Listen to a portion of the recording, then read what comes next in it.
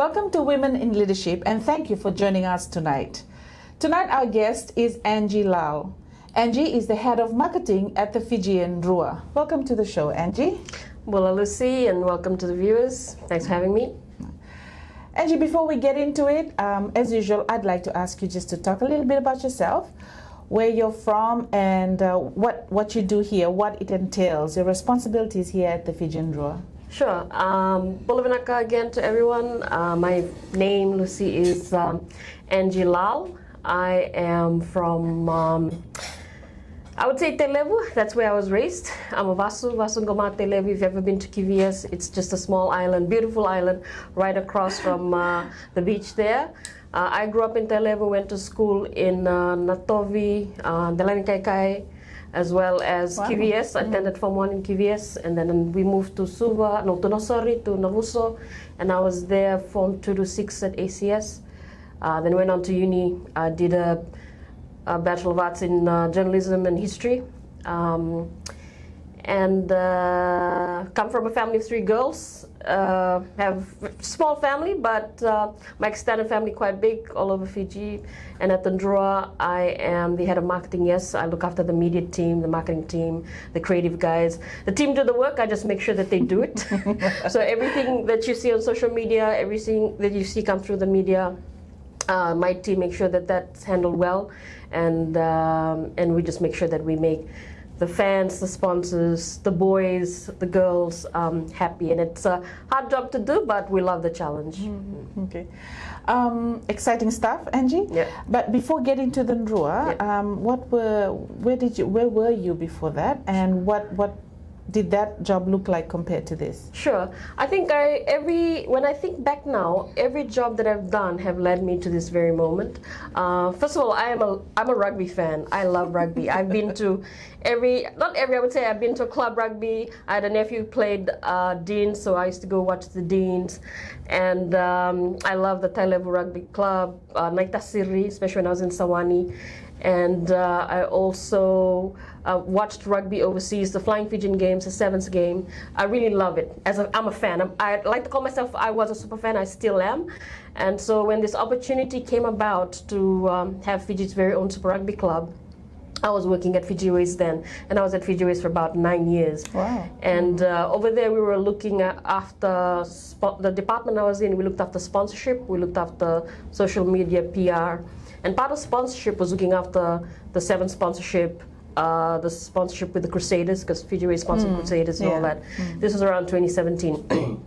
And when the Crusaders came into the fold, I just loved how the team who looked after Fiji Airways treated Fiji Airways. Wow. And I was like, man, if there was an opportunity to be part of a sporting team, I would love to do what they've done to the sponsors. It was just an amazing experience. You know, we'd go watch the games in Christchurch. They came to Fiji a few times, 2018. Yes. Yeah, all of that. And I just wanted to be part of that. Then, you know, COVID happened. And the next thing you know, Fiji's got our very own Super Rugby Club, the Fijian Drua. Shane, who actually was my boss at Fiji Airways, said, I'm going to the Drua. If you want to come, let me know, apply for this job. And a lot of people were interested, but do your best. I tried my best, got in, and I'm here now. But you know, being on the other side, that's what I've always wanted, to make sure that our partners, whether it's media, sponsors, the players, and the fans, are always happy, or we provide the best that we can, the information that you know, that they're after, and hopefully, you know, we're doing okay. Yeah. So yeah, I was at Fiji Airways. Okay. Long story short, You definitely are doing the right thing here at the Drua. Angie, you're in a predominantly male-oriented field, if I can call it that. Yep. What is it like working in this space at this time with a Super Rugby Club? What are some of, if you could just talk about maybe the challenges you face here, and also the good stuff that happen. What is it like working here? You know what? Because I went to QVS Form 1, right? Yes. I was in a class where there was only 1, 2, 3 girls, and the rest were boys. So I'm used to that environment, even though it was Form 1 quite a long time ago. And when I first came in, it was a bit I would say what Shane told us, please put your fan hat at the gate, walk in with an open mind. You're here to help the team, which we all understand. But I would have to say, from the coaches to the HPU team, they've all been quite supportive of everyone, because we all know we have that one task to perfect the basics for Fiji's very first Super Rugby club. And whatever that we can do to help each other, to help the club grow, everybody just supported each other. Yes, there were tough times, you know, when there are losses and things like that. Emotions come out, but I have to say I haven't not faced a challenge, I would say. Everyone's been supportive. We all know why we were all brought in for different roles and how, and I think for us, even for me, from understanding HPU and the work that they do, the work that the coaches do, the managers do, the S&T team, I never understood that. Now I understand it. They help educate us on how we can share what they do for the fans to understand, you know? So it's been a journey. I know it's cliche, but I actually haven't had challenges. But one thing I would say, in the beginning with the boys, because we have to ensure that they do interviews with media, it was a challenge to get them in front of the camera. And even for me now, I know you had to convince me to come to this interview. But with the players, we had to tell them, you want people to come, you want the fans to come watch your games? How say they're going to know? It took a while. We kept chipping on that stone. We had boys who were confident, which was great. And they led the way, you know, Frank, David Tekenevere, who's left now, and the other younger boys just saw what they did and just kept going. And I think now, I think you find it easy. You tell me, a couple of boys approachable, you ask them for the interview, they say yes, so that's been great. But overall, in terms of working with men, I love it. We feed off each other's positive energy and all our assets, all our strengths, and together making the club look great, hopefully. Thank you for that, Angie. Hold that thought. We'll get back to discussing a little bit more about that. But for now, we'll go to the break. And when we come back, we will continue our discussions with Angie Lal, the head of marketing here at the Fijian Drua.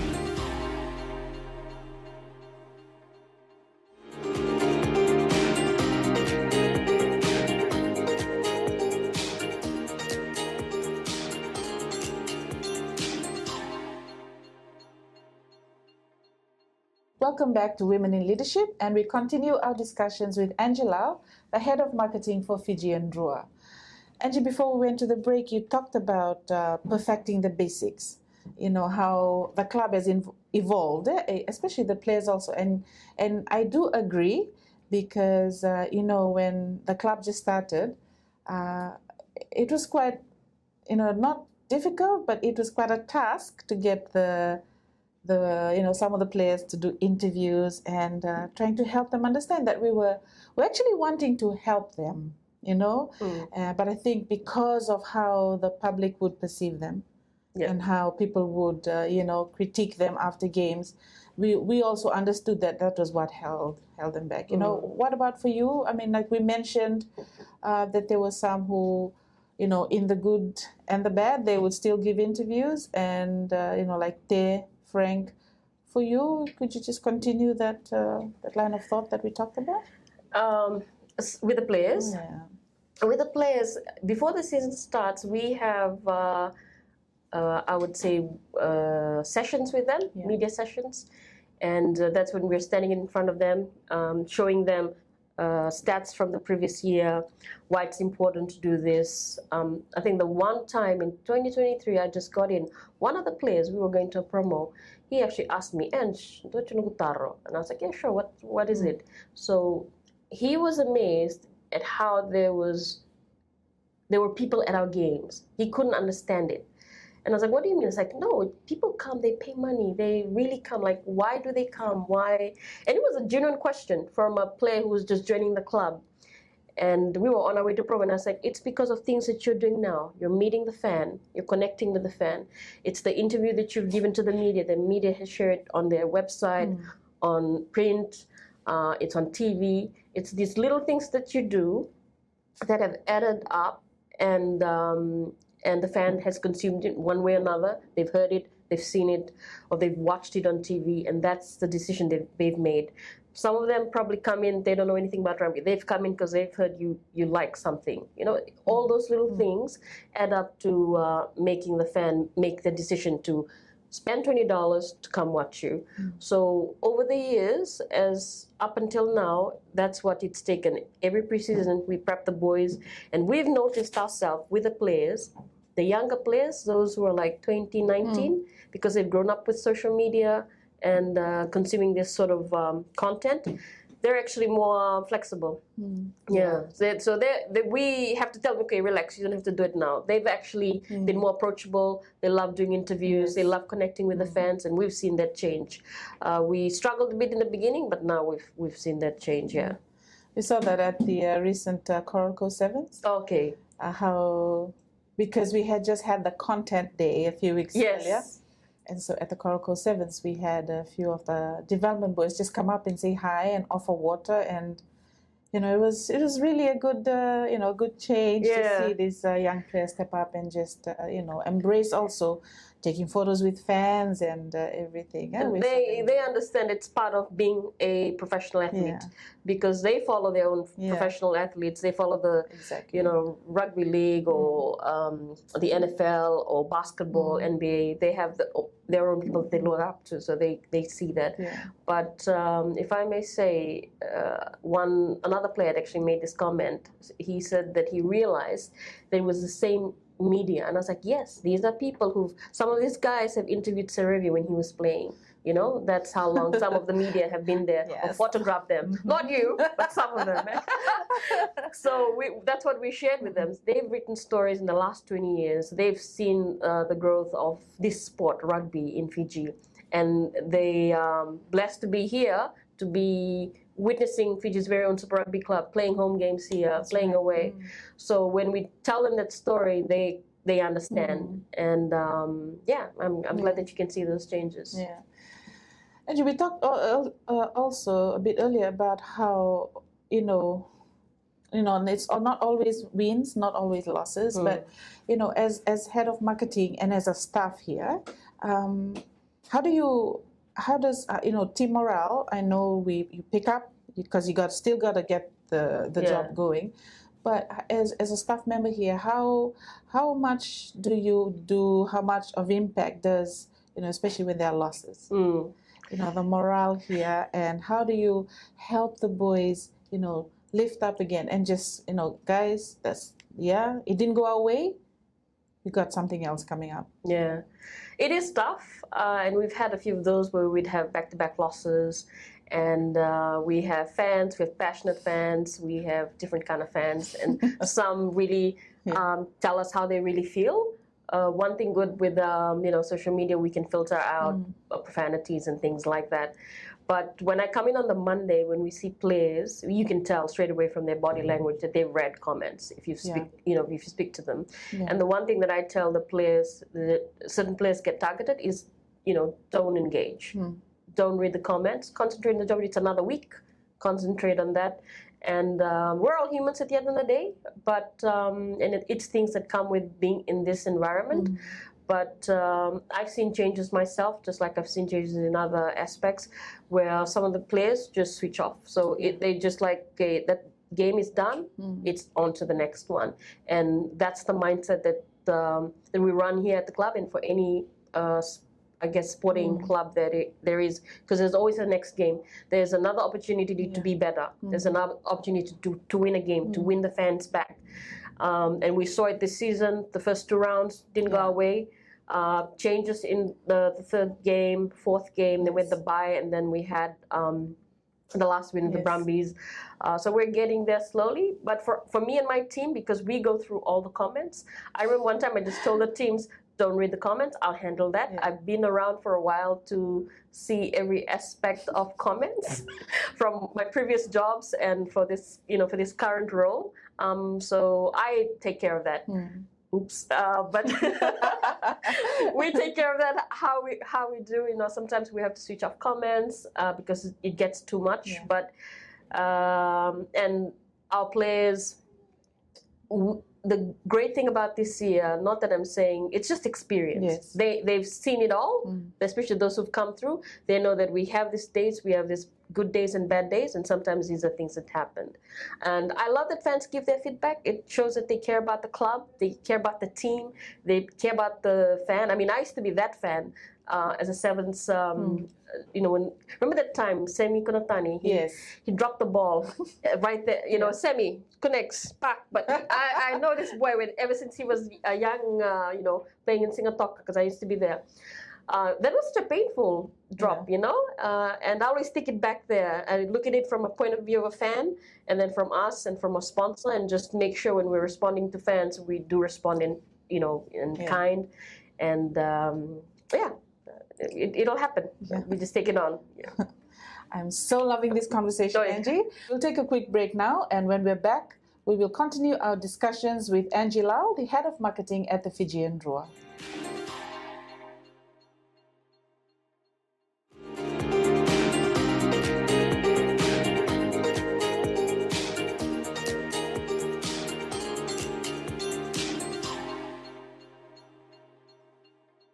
Welcome back to Women in Leadership, and we continue our discussions with Angie Lal, the head of marketing for Fijian Drua. Angie, you've been describing the work that you do, and it sounds like it's full on, Monday to Sunday. Yeah, we work during the season. We work 7 days pretty much. We're online. I'm online majority of the time. We have Jonathan, who looks after, I think he was featured in a story earlier. So Jonathan looks after content when the team travel or here in Fiji when they're playing. Josie does all our press and maintains relationship with the media. And then we've got Josh, who looks after all the creative design. I just make sure that they do the work that they are hired to do, and that we keep everyone happy, and then everything's on time. Because pre-season is when we plan everything, and then we just action during the season. And we get about 20 days off later in the year to make up for the time when we have to work throughout. So it's 7 days. We love it. By the way, it's a great job. You got to be passionate. You're not here for the money. You're here for the love of the game. And you know, what do you do for yourself, you know, when you need to rejuvenate, when you need to be, you know, re-energized again to come back after a grueling week for self-care? Angie, what do you do? And if you could also touch on, you know, the journey along the way, who has been there, who has been an inspiration for the work that you do? Okay. Just talk a little bit about that. Sure. What I do to relax, I watch highlights of the other games I've missed, to be honest. Because you get so consumed with the games that we have. I enjoy watching the other teams play, watch a bit of NRL. Okay. I go back to the game. That shouldn't be the answer. You need to take time off. What do I do? I enjoy sitting under the tree at home. We've got a big Tavala tree. I go to some better mud pools with my mom. It's a great experience. And sometimes just driving, listening to music. Those are the things that we do, the quiet times. You don't get a lot of quiet times with this job. And I'm blessed with the fact that I have a great team. In fact, if I may tell this story, on the week of the Ba game, the first game in Ba, my whole team was out. They were sick, all of them, from Shane, our boss, Jonathan, who was sick, Josie. And so I had to do everything on that week.